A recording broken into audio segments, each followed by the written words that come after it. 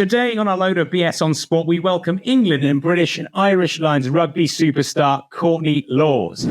If you wanted me on the Lions, I'd love it. I'd love to go out there and prove myself again. And if I got called up, if I got my foot in the door, I'd be pretty confident I could play myself into the team, into the Test 15. Yeah, for sure.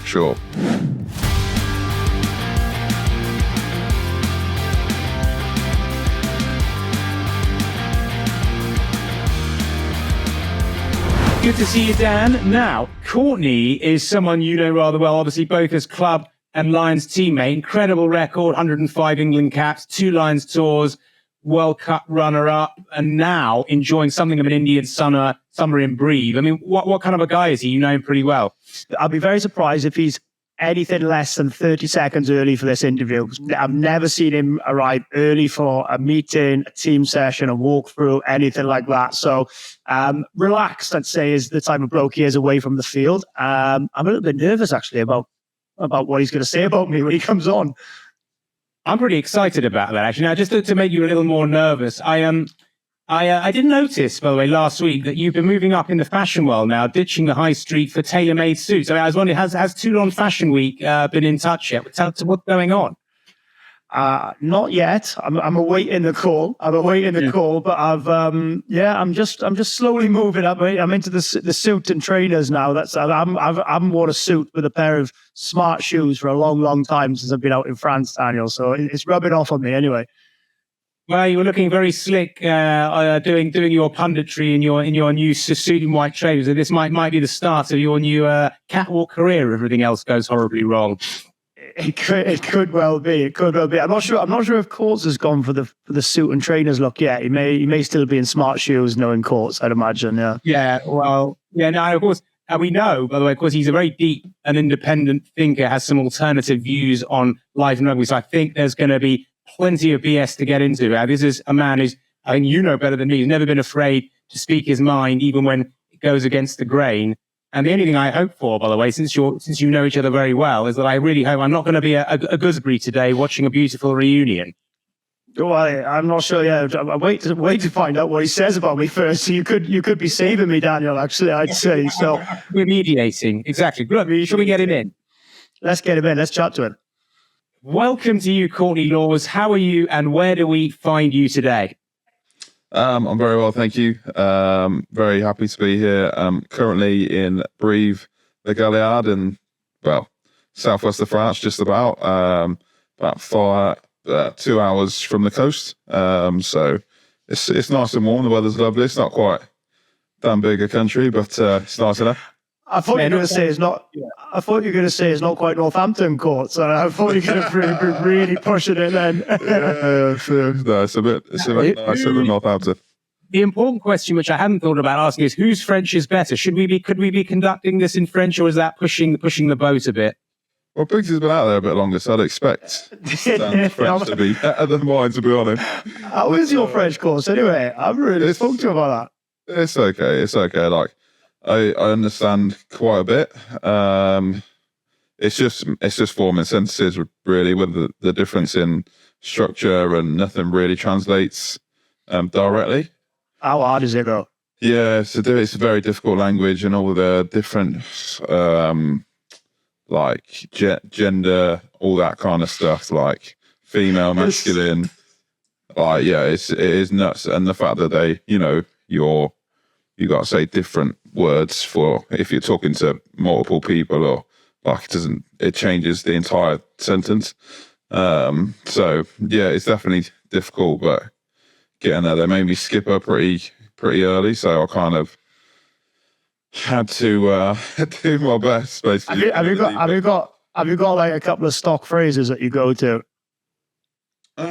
Yeah, basically. I know enough French to get by rugby jargon. Generally, to be honest, I'll speak in English because they rely so much on the foreign lads. I'm sure they do a fair bit in Toulon as well. But and then if anything does need translating, we've got some really good lads here that will do that. So that's great as well. I imagine you standing with Google Translate in the huddle, just sort of live. No, mate, I'm not that bothered about it, to be honest. Like, a few things with male and female and all these complicated words and the VU and the tu. I mean, you know. yeah.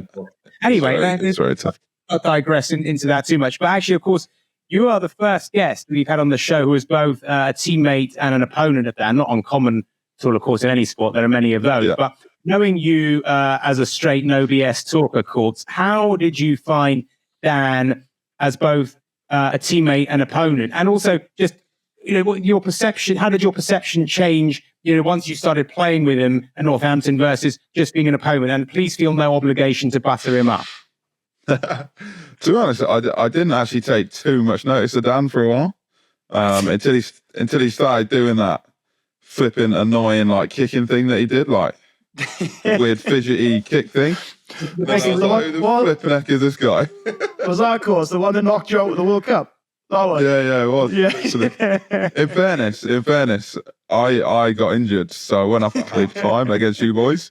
You were winning at that lost in the point second as well. half, didn't we? Yeah, we were winning when I went off, so I was gutted, mate. But it was, and then I certainly noticed that part of your game, that's for sure. But no, look, when you came to Saints, that was like a massive eye opener for me. Obviously, you've been playing for Wales for a long time, but just the character of person you are and the determination. We obviously got on very well. The Lions was the first time we actually teamed up properly, but no, good crack in you, mate.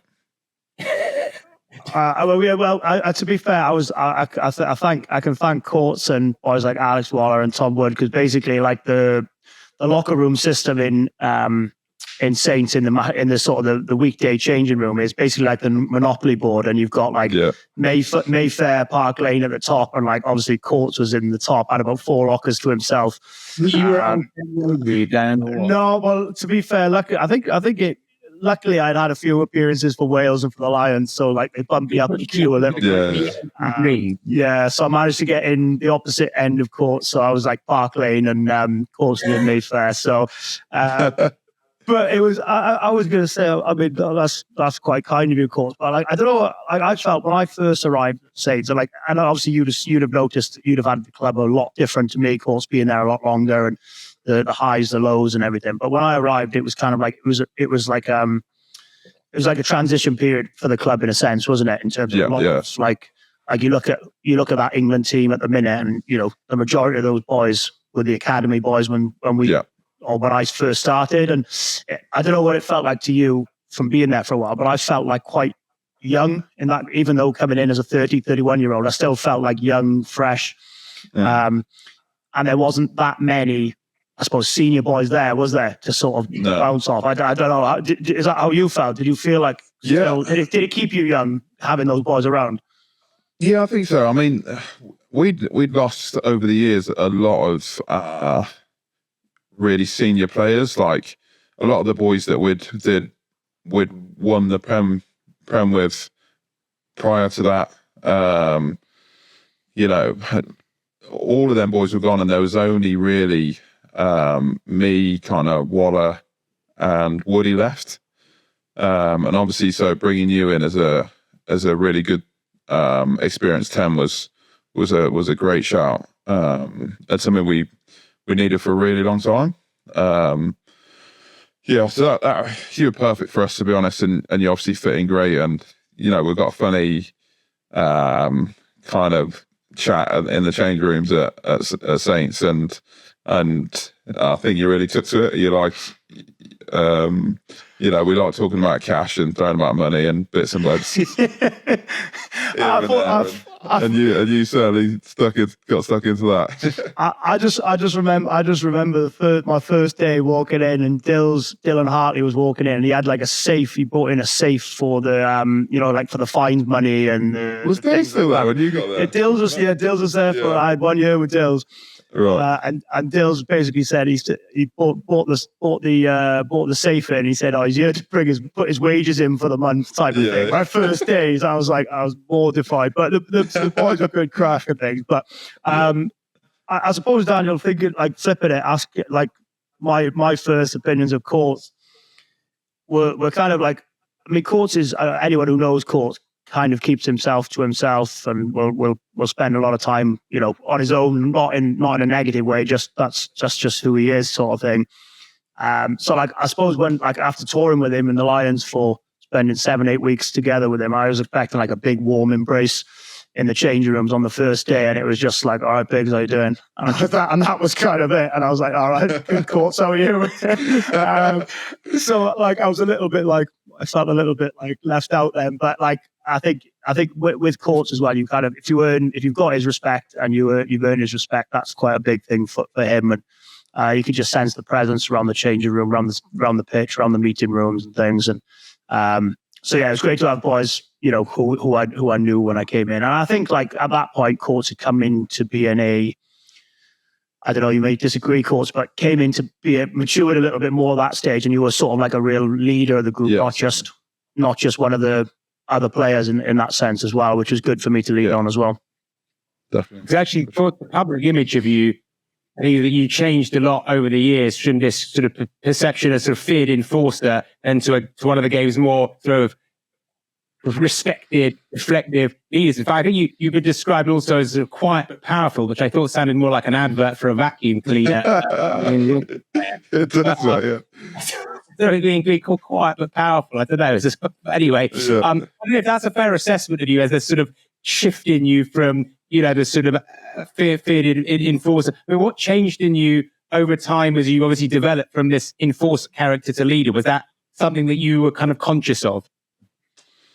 No, I don't think I was super conscious of it, to be honest, but I've always been a player that typically learns quite quickly. So I pick things up really fast, which has always meant that I can kind of, I learn things fast and then I can move on to the next thing to kind of learn. And I was just in and amongst the England team, a successful Saints team when I was very young. I've been playing for England since I was 20, and I just had so much experience from a really young age and playing with some of the players like Victor Matfields and like some like really like class players and leaders. And I think just picking off their energy, just becoming more experienced, a lot of time on the pitch, being in a lot of scenarios and just trying to absorb it. And a lot of times I didn't even really go out of my way to absorb it, but I did just pick things up, and I began to understand a lot more clearly how momentum and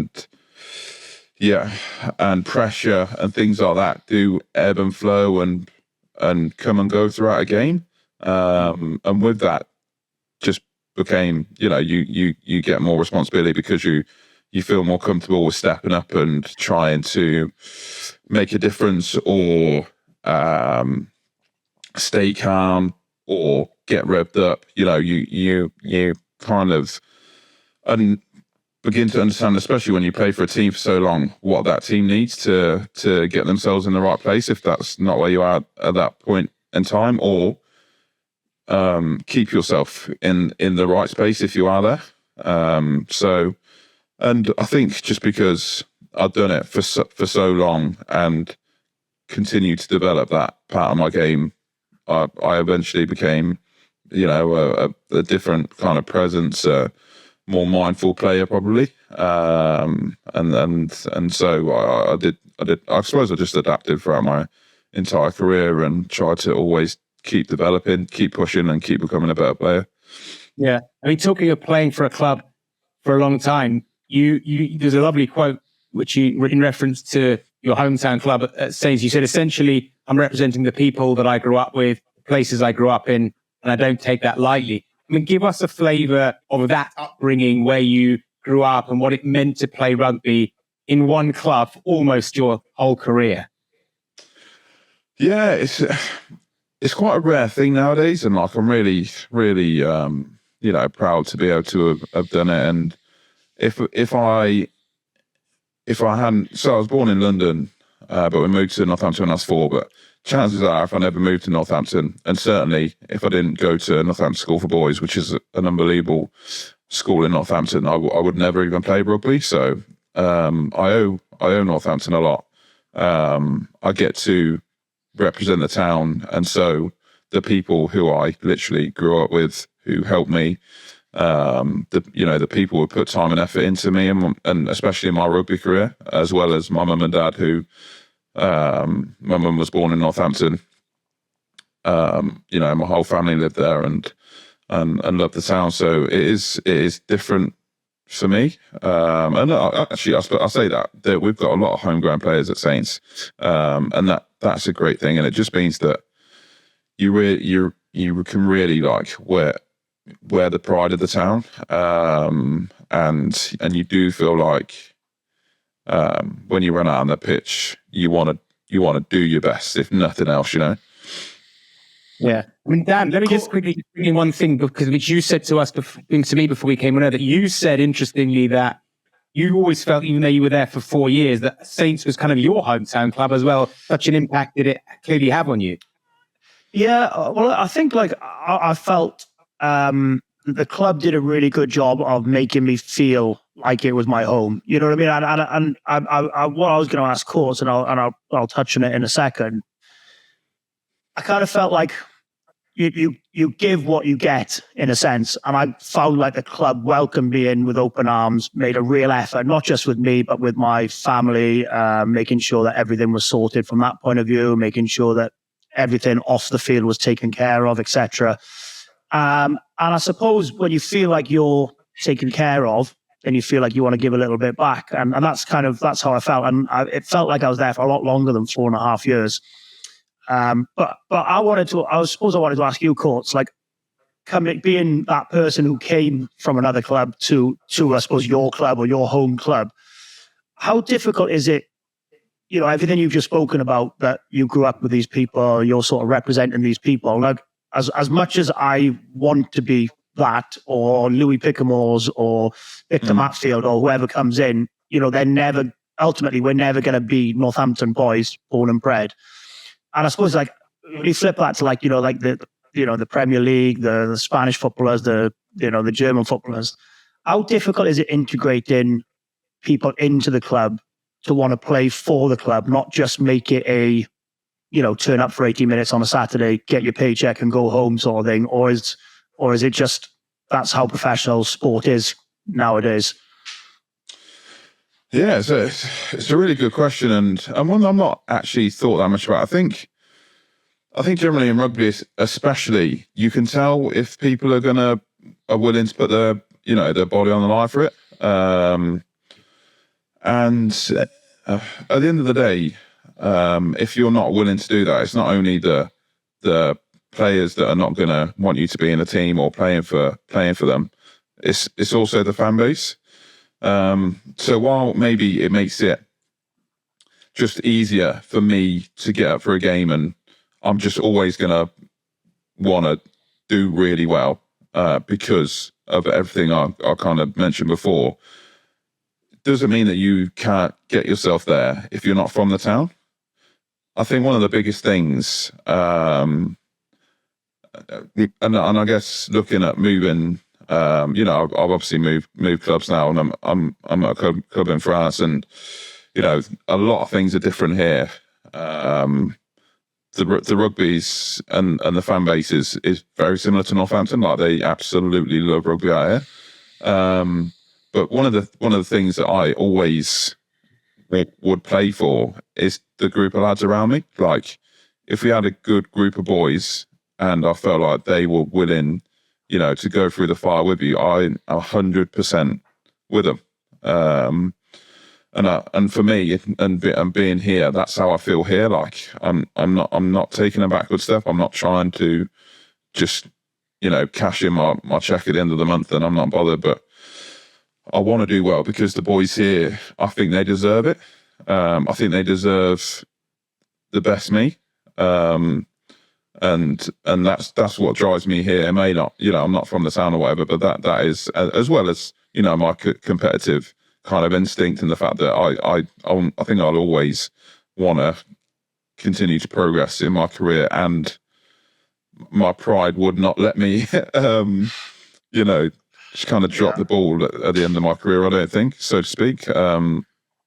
So yeah, there are other things that get you up.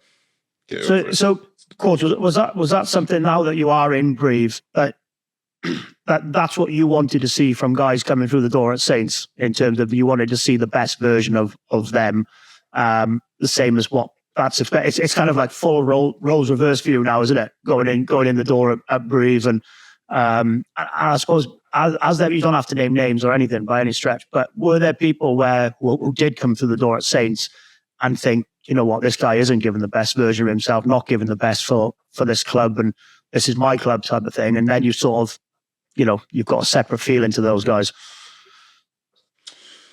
Yeah, there've been a couple, and to be honest, mate, that not many of like the big dogs that have come through have not impressed, if that makes sense. So there's been a few lads that come in and they're kind of middle of the pack, but you know, maybe they've got potential and they've really looked like they've not been asked or whatever, and you don't remember their names, mate. Do you know what I mean? Like, I'm surprised you remembered my name, Courts, in fairness. So I've done well to get remember. Like, look, if you can't be asked, mate, then I'm not going to be asked to do. Like, it is what it is. Fair enough. Like, do your thing, and then never last long. But like, generally, the people that we've had through the club, to name a few, Sammy Manoa, who was still one of the best players I've ever played with. Louis Picamar, when he was with us, was like unbelievable. You know, I suppose that's why you pay these fellas the big bucks, and everybody's got different motivation. Some people are motivated by, as we talked about, where they come from, or doing their family proud, doing themselves proud, money, whatever it is. Like, I don't care as long as you perform. Like, I mean, big dogs become big dogs because they put in the hard yards. Very few big dogs get to that level and that status by cruising. So it's sort of by definition, big dogs who turn up at any club, you know, are probably going to put in the hard yards. It's just in their nature, right? Yeah, for sure. And like, we often joke about the money aspect and whatnot, and really we're getting paid pennies compared to, you know, other sports and all that crap. So like, we shouldn't even really be talking about cash, but people don't get paid the big bucks because because they're out for the money. Like, they get paid the big bucks because they've worked their asses off, and it's often they've done that because they want to be the best. Like, that is what drives them, and that's what gets you, you know, the money that you might talk about, but it's not what actually drives you, even if you might joke about it or whatever, as we have done for sure. Yeah. I was going to say we could do a whole podcast on voice like that. One thing, talking of, you know, being outspoken and being a character and being part of the team, you know, you wrote in your recent Times column about Henry Pollock. That's an upcoming England star. You said, I think you started it by saying Henry Pollock and I come from very different worlds, and you called him a cocky little bastard, but admire him for it. Yeah. And you then, I think you said you were one of the only players at Northampton not to give him any shit, which makes me want to ask two things. Like, what kind of shit do more senior players give in these situations generally? You could probably both have a say on that. And also, what's the psychology behind giving teammates shit? Why are you going to do it? Well, with Henry specifically, he gets a lot of shit from everywhere mainly because he's very cocky. How does it manifest itself, Court, by the way? What is it just sort of showing off and just talking a good game? Do you know what? The thing is, he absolutely loves rugby. Like, he loves it, mate. And like, I'm there, and I'm like, my guy, I don't like rugby, so don't talk to me about it. Do you know what I mean? Of course, we just wanted to touch on. Have you got a TNT subscription yet, or not? Nah, mate, you're mad. You're crazy, mate. I might watch the internationals if it works out with my diary, you know. Yeah. But other than that, mate, I'm not watching rugby. So like, he loves, like, he's a rugby fan, you know, which is a good thing. I'm not saying it's a bad thing at all. And he's obviously very good at rugby, and he loves that he's good at rugby. So like, basically boys just give him crap to, I imagine, to try and keep his head in check. But I wasn't bothered. Like, I'm not bothered about stuff like that. I don't really give people crap anyway, unless like they're my really good mate or whatever. Like, give Sil a lot of crap. Big's got a bit of crap and stuff like that. People I really enjoy my company with, I'll give a bit of shit chat to. But he's just a young kid coming through, and I'm not going to try and knock him down or whatever. I'm not bothered if he's cocky as long as he can deliver on the weekend kind of thing. But yeah, that it is what it is. I'm sure he'll still be getting a lot of shit at the club, but he's doing well for himself, so fair play to him. Coach, given what you've just said about you are very much sort of, you tend to keep yourself to yourself and things like that.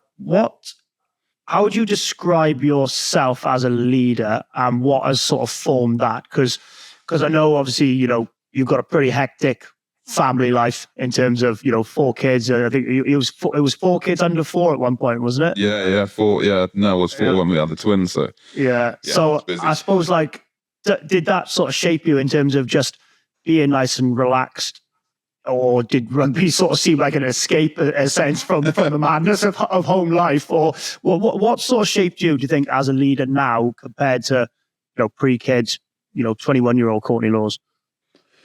Yeah, worlds and worlds apart, to be honest. And I'm sure every person is like very different when they're young and coming through, and when they, eventually gain enough experience to start developing into a leader. But like, I'm very much like my dad, and I kind of get it from my dad, whereby I just kind of try as best I can to roll the punches. There's, I control what I can control, and anything else, it is what it is. You know what I mean? You just gotta get on with it. And I suppose my leadership style is, I can imagine, very well, from my experience, is very different from other people or other leaders who I've come across, whereby they're the first to the meeting, and they're always going to be the one writing stuff down. They're going to set the example off the pitch and make sure they're absolutely concentrating like all the time and switched on 24/7 and stuff like that. Whereas I'm like, nah, that's not me, So I'm not going to.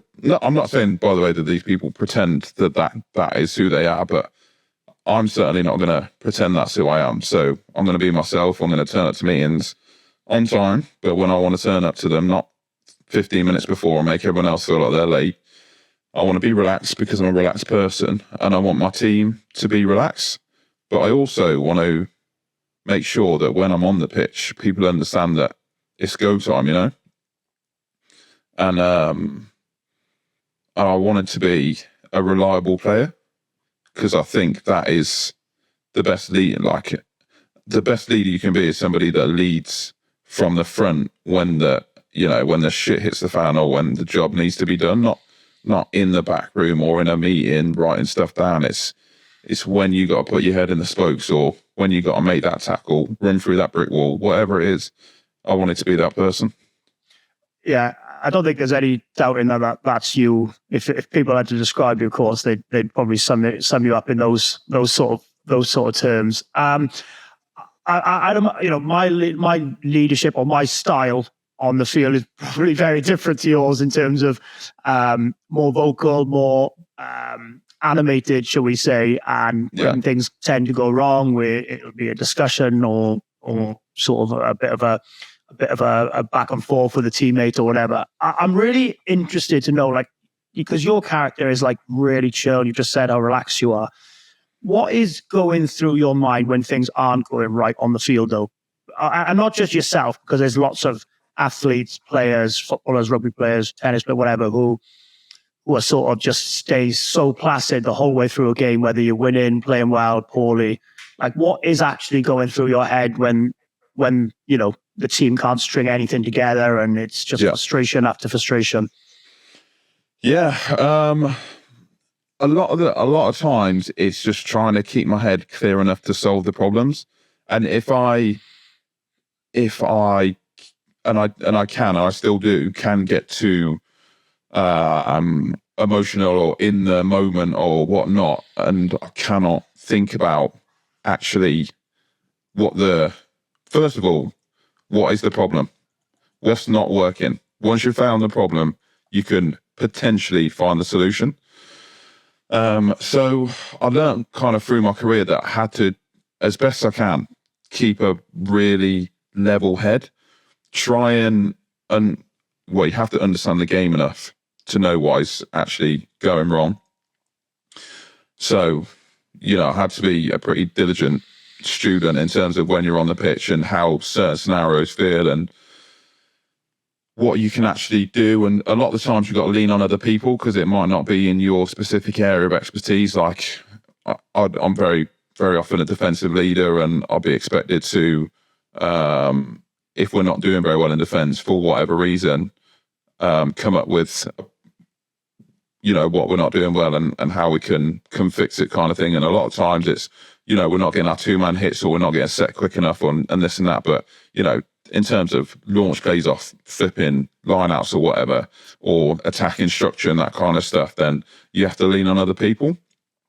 But for me, the main thing is being calm, aware enough, free enough in the mind to actually say, okay, what are the problems here? What is really going wrong? And then again, once you've found that, you can go to the people who you think might be able to solve the problem for you if you can't solve it yourself.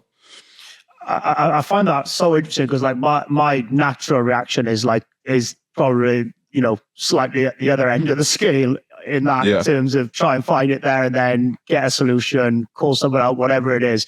But I just think when you see like a really good example is like, say you're watching like a Federer Nadal tennis match and like Nadal is like pumped up, going for everything, and like Federer is just cool and calm.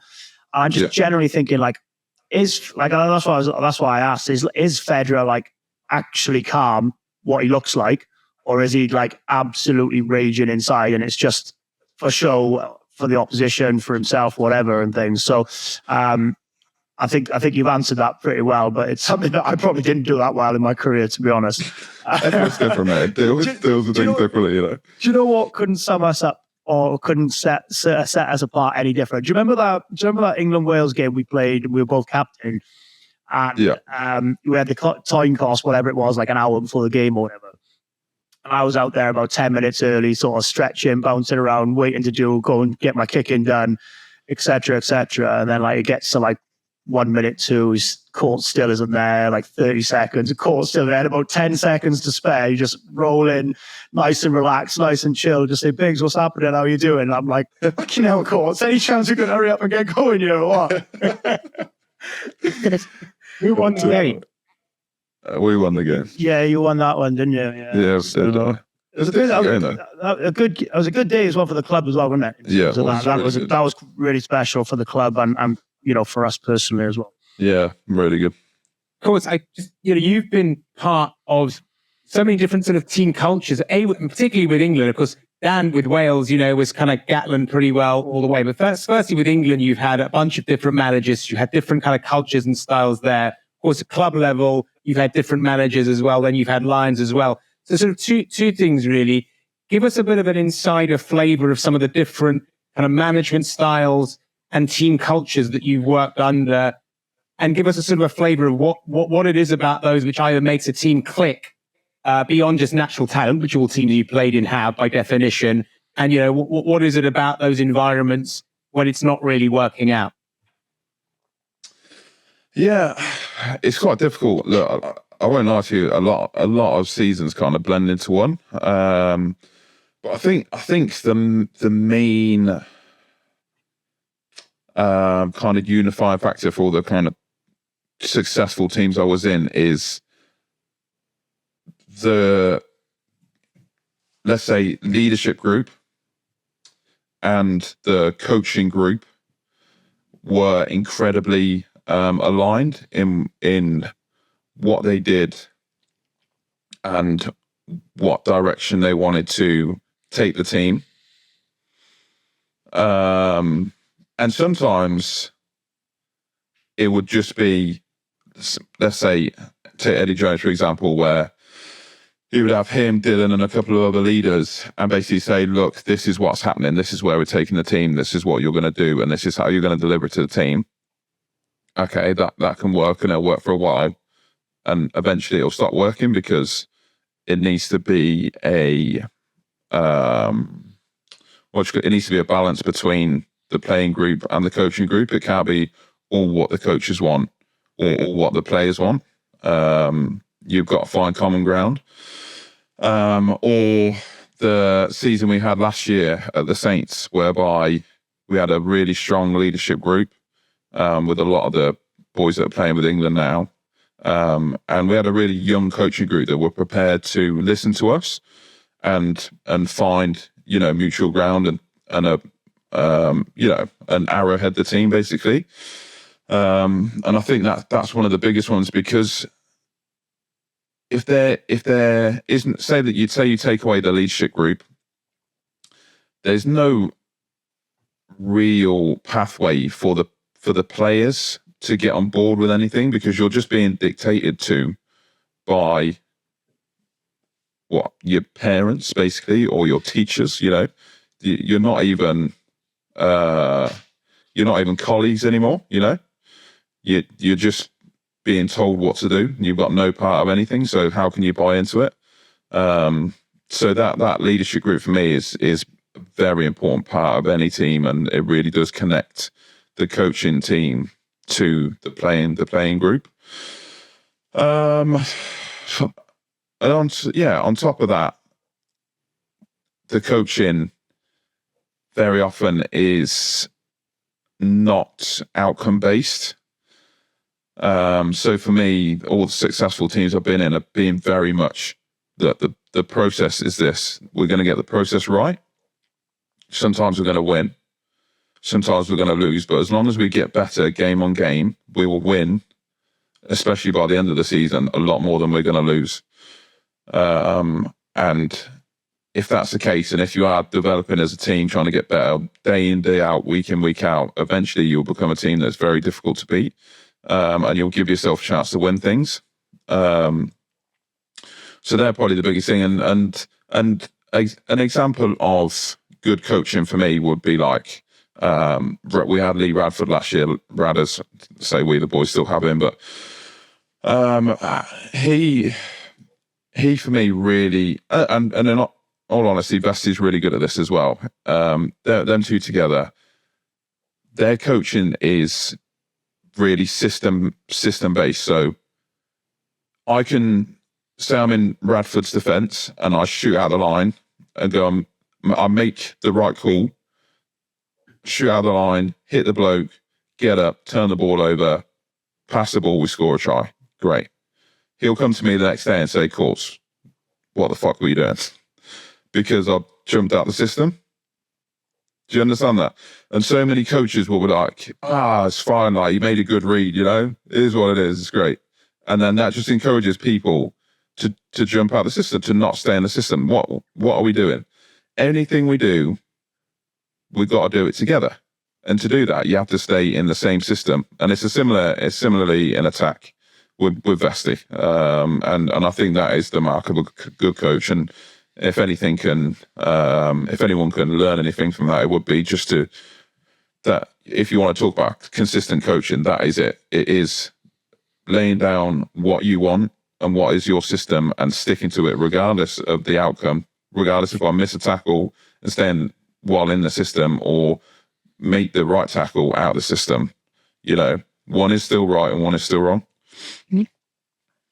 Building on that, Courts, what differences have you noted in the French and English, or both high performance culture, call it that, but also I think more just general sort of style? I think one thing that Dan was telling me before is that the French really don't seem to like private jets going to away games, which is obviously extremely frustrating. You have to sit on school buses traipsing across France for 6 hours there and back for the whole weekend.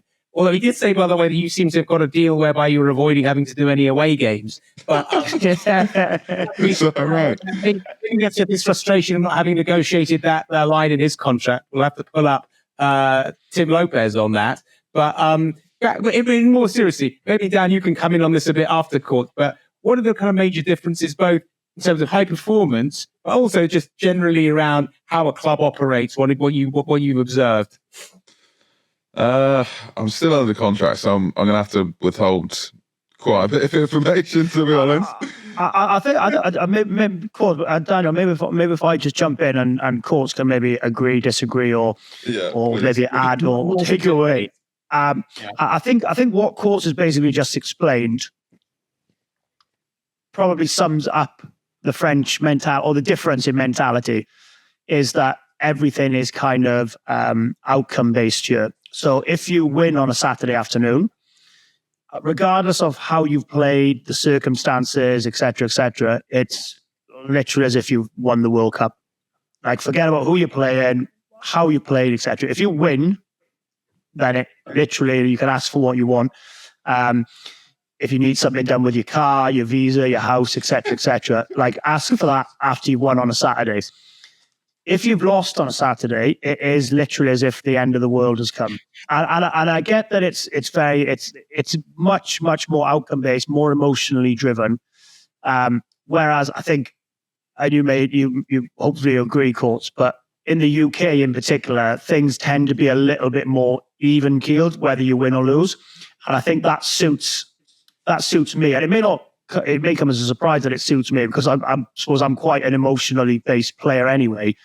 But I always think outside of the 80 minutes, I'm quite sane throughout the week. You know, if I've played really well, played really poorly, won, lost. So I think the big difference is for me, and what I found really difficult, is that I'm used to, if you haven't played well on a Saturday but you won, the meetings and the mood in the group, or my mood is like, well, we were pretty poor on the weekend. Like, how are we going to get better? But like here, it's very much, okay, we won.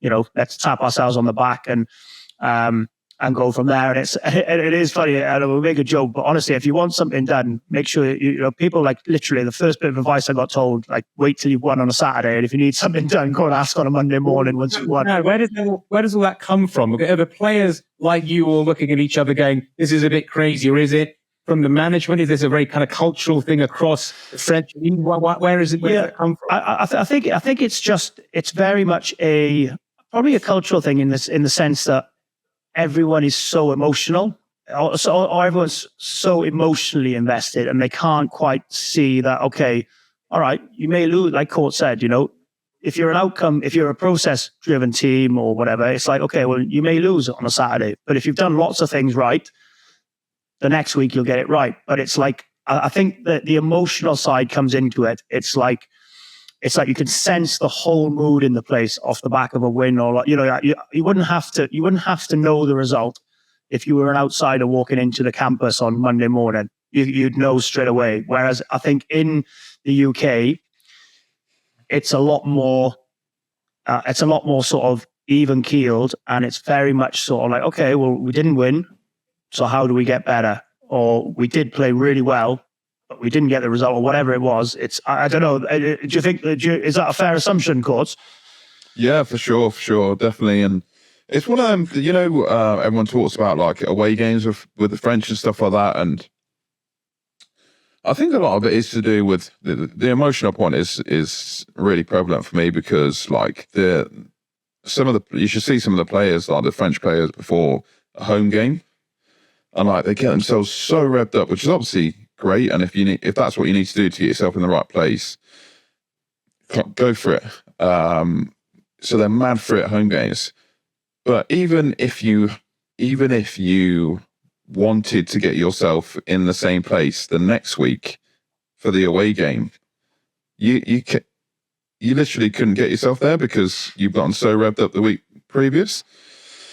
So it is a lot of that. And like, look, I'm not going to dive into all of this because, as I said, I've got an important job to do here or whatever. But a lot of it is, I'm not sure whether they're worried about changing things that they've done for a really long time, or, you know, and doing things differently because it might not work anymore or whatever. But they're much more, French, or the team I'm in, are much more reluctant to change things or try and do things differently. You know, sometimes it might be better, it might be worse, but you can always go back, you know, if it's not working out. But they seem very fearful of trying different things, and in my mind, it's trying to make progress.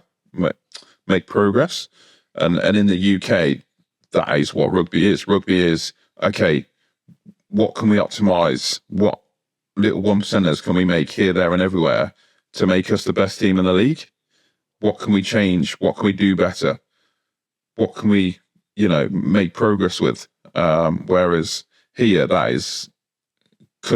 it's not even on the list of things to do, So that's been a really big kind of eye opener for me, to be honest.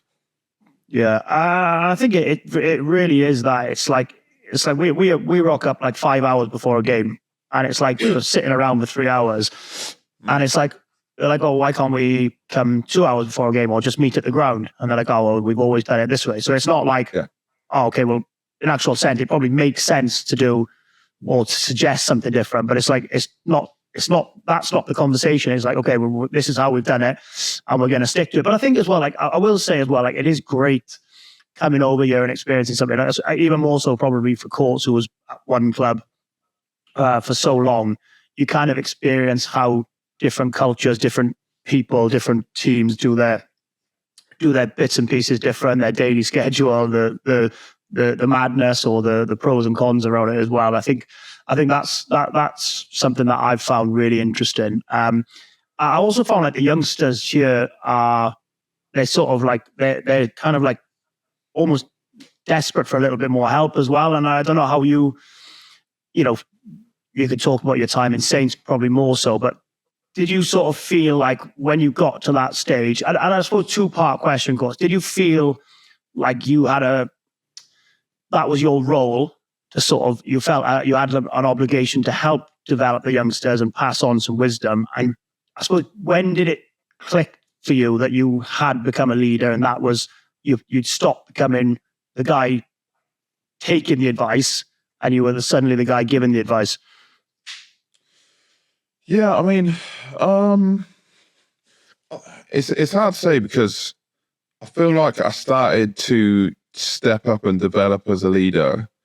It feels like so long ago now. Do you know what I mean? Like it probably would have been. Was there like a moment where you sort of thought, or a coach or a player or something that thought, you know what, I need to step up here, or this has hit with me, or not particularly? Do you know what? I went through a good 2 or 3 years, probably after the New Zealand Lions tour, or in and around that time, whereby I was probably one of the most consistent players in the England team, and I was performing week in, week out, and the further I kind of progressed in that, and the more reliable I came, the more confident I felt in speaking up and being kind of accountable and accounted for, and willing to put my head on the chopping block if I said something and it turned out we should have done something different. I just kind of grew into that role whereby I'm okay with making a mistake. I'm okay with not getting it right, because you don't always get that luxury of making the right call. Sometimes you get it wrong, and God knows I have plenty of times. But and then in terms of what you do with the younger lads, and literally today I was doing some drills with a guy called Sam Maxim, who plays here. And he's like an unbelievable, like such a good kid, French lad, similar height to me, similar build. And he literally said that he was going to go to Grenoble, but he came to Brive because he wanted to play with me and stuff. He's like literally, he's a bit skinnier than me or whatever, but he's like a really young version of myself. And I was literally doing the drills with him today that I was doing in the middle of my career when I was trying to develop myself as a kind of ball carrier and player and stuff like that. And I was like, well, it's pretty cool. Like you get to, I've been through all this stuff and I've learned all these things. And why should they die with me? You know what I mean? Like, you should really, if you can, and if boys are receptive or want to learn from you, I'm very, very willing to do that. And I think it's a fantastic opportunity you can have at your late stage in your career, and why wouldn't you do it? What better accolade, by the way? I mean, I would imagine. I mean, who cares what the media says if a young player says, "Look, I came to this club to hang out with you." I mean, that's about as ringing an endorsement as again. I imagine it's not only about your ability. Probably assume you're a pretty good guy to learn from as well. But I just wanted to ask you, like, how strongly still does the ambition burn in you? Do you still sort of secretly dream, that the Lion, not Owen Farrell. Owen Farrell's not going to call you up. What's his Andy. Yeah, Andy's going to call you up and say, "Come on, you can do it one more time." Because you called the curtain on your international career. But maybe you still think you could do it? Yeah, I 100% could. If I got called up, if I got my foot in the door, I'd be pretty confident I could play myself into the team. To the test 15. Into the test 15, yeah, for sure. Because I'm still playing. I know it's a different league out here, it's a different level, but with that actually comes with difficulty in playing. What are the difficulties? I mean, what are the challenges? Because in some ways you might assume, oh, well, it's Division 2 lower level, but I'm sure that do you have to raise your game because of that? Well, the thing about it is it's much less organised. So the opposition's less organised, but also my team is less organised. So it makes things more difficult. I definitely realise how much I rely on organisation and understand, just with your understanding of the game and stuff like that. But also, it's made me kind of adapt my game. I have to be much more reactive because things happen on a dime here. You have to be incredibly clean because a lot of the referee decisions, especially away from home, will not go your way. So there's always things to adapt and develop, and with my game, my responsibilities with this team, I'm ball carrying a lot more, which I love. Like I didn't get as much of it last season because a lot of time I'd be held on the width as the blindside flanker, but here I'm actually playing 7. I'm tight at flanker basically. So getting a lot more ball carrying. So I'm definitely again getting back to really high levels of ball carrying. They've got most turnovers in the league at the minute. And generally I feel like I'm just playing pretty well, even though, it's not quite as easy. And it may be the case that I got called up and I'm proving wrong. I'm not delusional about it, but I'm pretty confident that if I did get the opportunity, I could still perform. And do you want to reverse your call? You want to reverse your call? You can reverse. I've said publicly that if okay, if you wanted me on the lines, I'd be more than happy to add. I'd love it. I'd love to go out there and prove myself again, and can flip and go for it. You know what I mean? Like, why the hell not? And as I said, I thoroughly believe I could do it. Yeah. We'll make sure Faz gets a copy of this course. Don't worry, we'll make sure he knows you're up for it. Coach, give us your Lions sort of memories and how special the Lions is for you. Think about people who perhaps may not know a huge amount about it and just how special it was for you. I always say when people ask me, it's like it's a concept that shouldn't work but does. You know what I mean? Yeah, definitely. And I'll tell you the only reason it works is because of the quality of player you have on the team.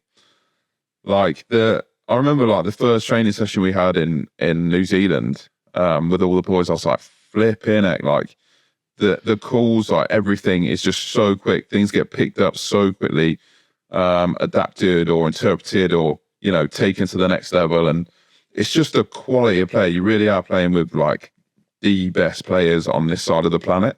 And that is the reason it really does work. And it's just it's an amazing experience. Such a good experience before, of course. So that's the thing, that the quality is so high that despite this is a bunch of lads who don't play together, the ability to integrate in a matter of days it kind of works. I mean, Yeah, exactly. I think as well, like generally, Court summed it up basically.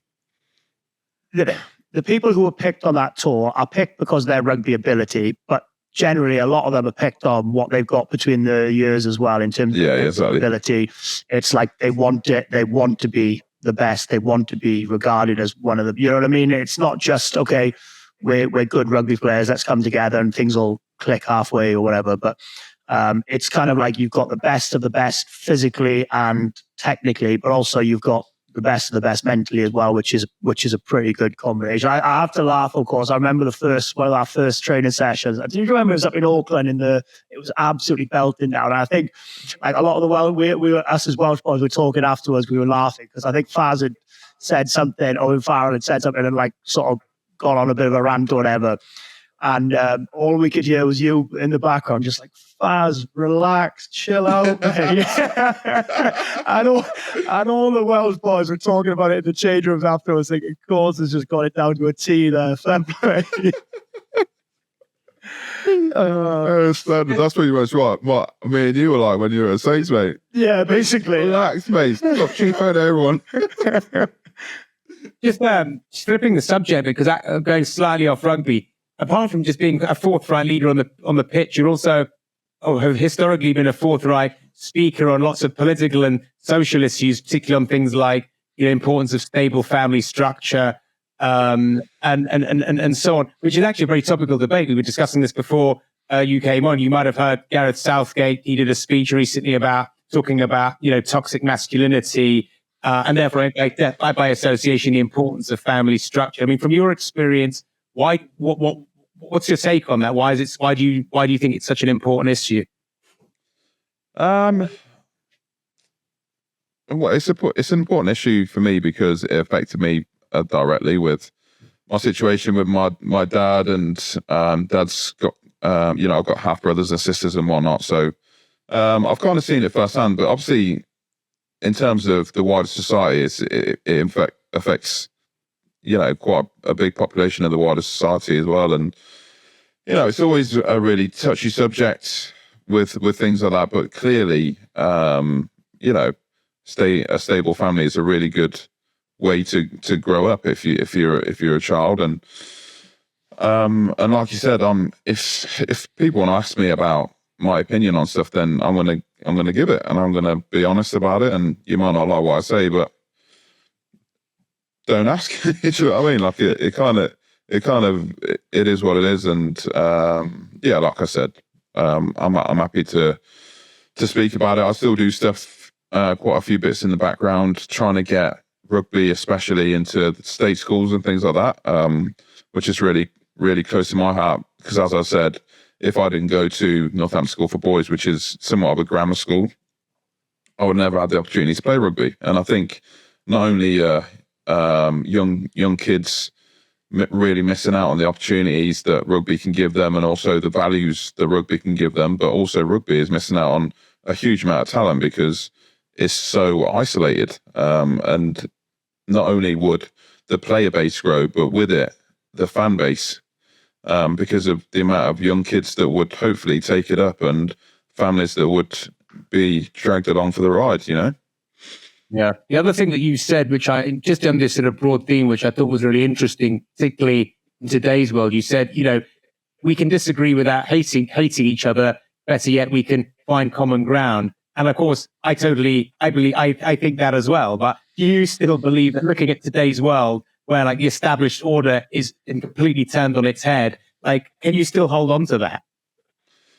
Yeah, but it's a mad world, and it's really difficult nowadays because not only is every solution to every problem a bad solution, but also you've got absolutely no idea if the information that you're being told is the right information or the true information. So it's a really, really difficult landscape to navigate, the political landscape at the minute. And that's why I don't even really bother, to be honest, because I don't know if the information I've got is actually the right information. So I'm not going to weigh in on anything. But look, I still have my opinions on certain things, and I still do think that eventually sense will be found, and it'll be found somewhere in the middle.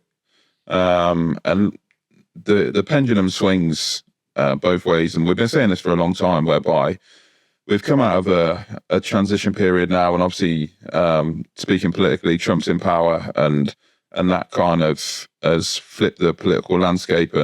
But we've just come out of a 10-year period where you couldn't say that men are not women, and being clinically obese is not healthy. Like that pendulum has swung a long faster left, and I'm just worried that it's going to swing way far the other way this time. So like, what can you do, mate? I'm just going to stay in the middle, try and be as conscientious and as common sense as I possibly can. And like I said, if people want my opinion, they can have it, but I'm not gonna force it on anyone with the landscape as it is at the minute.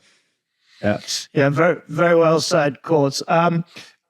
Moving on slightly from Trump. Sorry, that really big. No.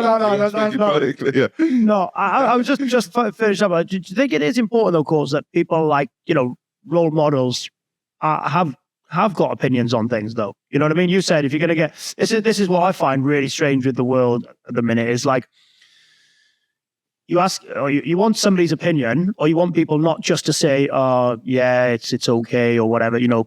Pretty vanilla answers, and then as soon as someone gives you opinion they don't like it, it's like straight away it's blown up, isn't it, sort of thing. But do you think, regardless of all that, it's important that role models, not just sports people, but people, if they feel that's something and they get asked it, just lay it out, let it be straight, and let people know what your opinions are.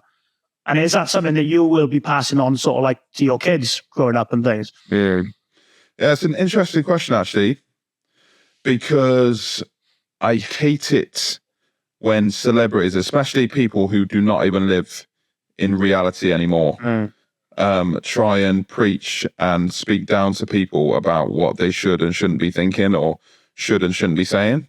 Like, I think it is so disingenuous and corrupt. Like, who are you referring to? Like, just bring it to life. Who's anyone, any A-list celebrity that's made any political statement about anything. You haven't got a clue what the common person is going through, and in a lot of ways, I don't. So I'm not going to go out my way to tell people what they should and shouldn't be thinking.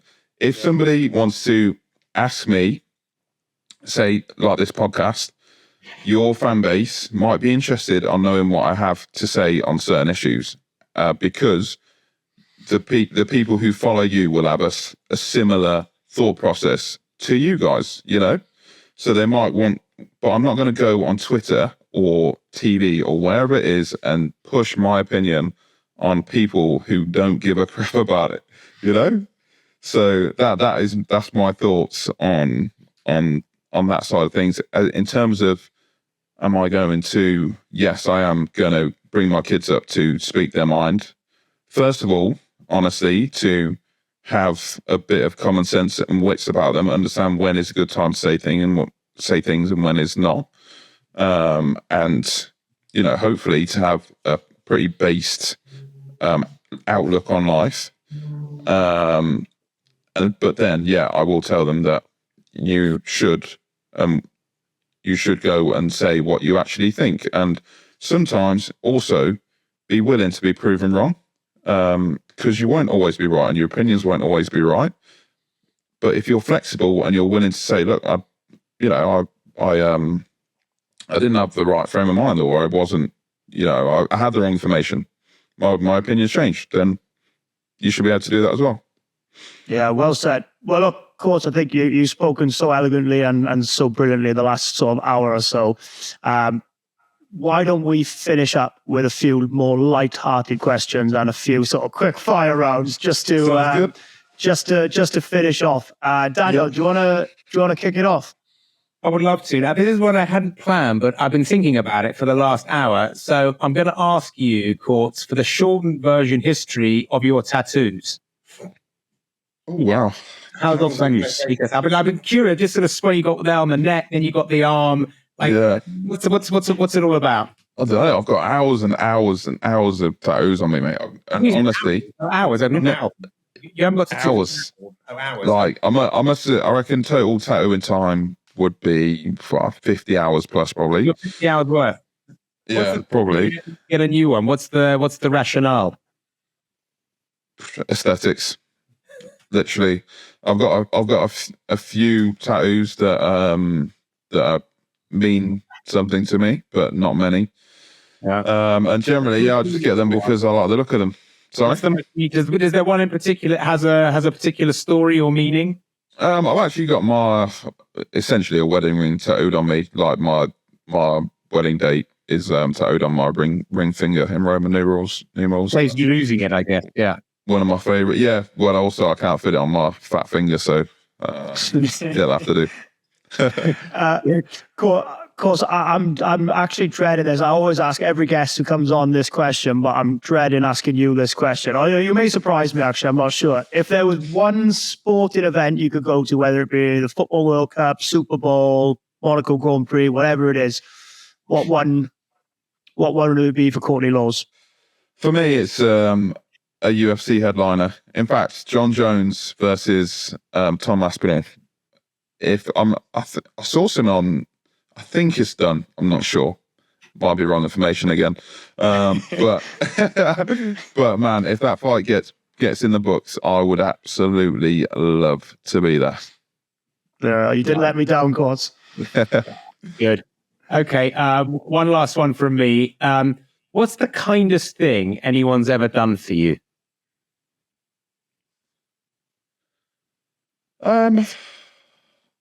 That's an interesting question.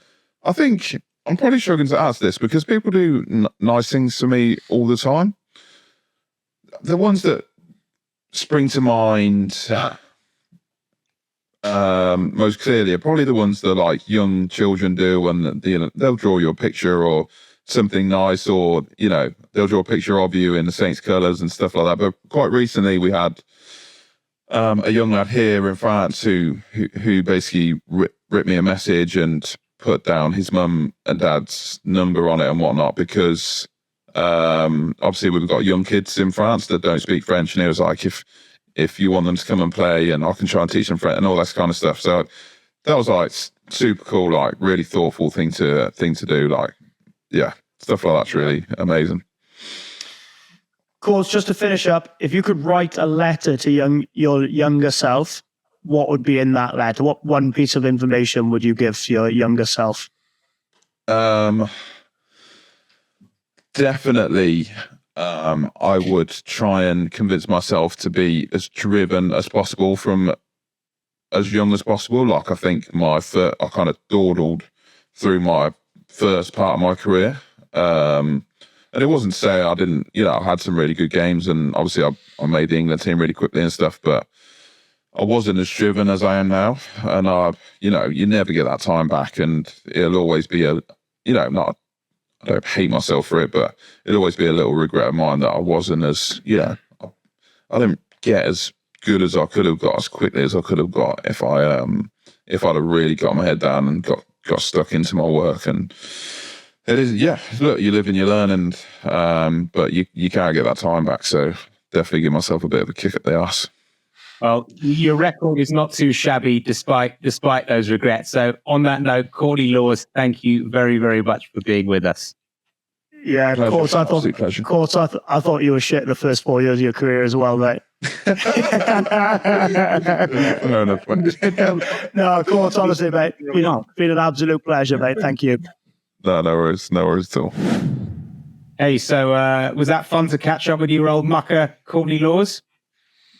It was. Do you know what? I was surprised, not surprised, but I loved the fact that he said, like, if he got himself on the plane for the Lions to Australia, he'd be confident in putting himself into the starting test team. I found that, like, even for like Courts, I know Courts played with Courts for a long time. I didn't really I thought, okay, I like that. You know what I mean? Like, I like it, yeah. But Yeah, no, he's great. He's great cause. You ask him a question, he'll generally give you his opinion as we sort of got to the latter stage of the chat.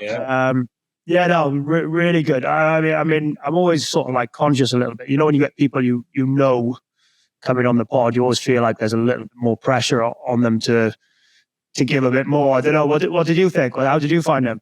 Oh, I mean, just very relaxed, you know, just it was like being with a mate. I mean, he just had a lovely aura about him, very honest, very forthright in his opinions. And it was great actually asking him about the lines. I mean, you clearly, you know, very, very confident in his ability. And I think apparently he's going to be playing some of his best rugby. It's interesting because I think in football, there's a sense if you go down a division, that it's very, very difficult to get picked internationally. Whereas interestingly, I think because of the different standard, he was talking about lack of organisation, which I have to say I didn't quite understand what that means unless they haven't got as many systems. So it's just a bit more haphazard. I assume that was what it meant. Yeah. So I'm trying to take on the work of two players or something, and it's like he's having to range his game in a different way. He's having to keeping himself sharp. Yeah, I think from that sense, like he's probably come from the most detailed, structured, organised club in Britain in terms of how well it's run, how well it's coached, compared to sort of not the Wild West isn't fair, but certainly the other end of the scale to Northampton. So I'd imagine that, you know, and like he said, he's like his personality and his type of size, like, okay, he learns things quite quickly, picks things up really quickly. But if there's nothing to pick up, it's quite difficult to learn and pick things up, you know what I mean? So I think he's probably struggling a little bit more with the organization and having real structure and strategies in place.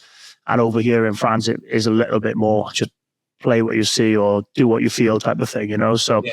Lastly, where do you think your level is at? Like, in all seriousness, if Farrell Senior picks up the phone to you and says, "I want you on the plane," I mean, you probably say, you might not turn him down. Who doesn't want to have be a 3 times line? That's a pretty rare thing. Yeah. Do you think you could hack it, or do you think you're not quite there? I think physically wise, I think probably is where I've struggled since my back probably a little bit. Physically wise, just being able to back up the work. Like I trained, we did a double day Tuesday, and I got home on Tuesday night, and I was just, you know, I was just like, someone said to me, I've said this before, but when you know, and I'm getting to the stage where I sort of know, you know, and I just think physically wise, I know where I'm at, and I like what I love though from my course's answer was like he's obviously still in that place. I'm like, for me, there's nothing better. I always remember like Gary Neville. Do you remember what he played? Was it the match he played? Was it Stoke he played? And he said he knew after that match. He said he knew physically, speed wise. He said he was done. And I'm not saying I'm at that stage or anything, but you know, I'm just physically feeling like 7 weeks on tour, training every week. Just I'm not sure Dan Biggar's back could hold up to that sort of thing. But I think we're going to have a far better time being out there watching. I think so. Yeah, that's the plan. So I'll enjoy that slightly more than getting whacked about. But that was great, Dan. Yeah, loved it. Enjoyed. Lovely to see you as always too, mate. And till next time. I suppose just to finish as well, it's message just to say thanks for all the support and all the listeners, really. And we're having so much fun doing it. So if you guys are enjoying it, make sure you tell a friend, make sure you subscribe, and we'll try and keep supplying the good guests and the good content. Yeah, absolutely. And even if you're not enjoying it, even more reason to subscribe and follow us. We want everyone to be part of the journey with us. As Dan says, we're having such great fun, amazing guests. So do us a favor, push that button, the subscribe or follow, wherever you listen, and we will love you forever.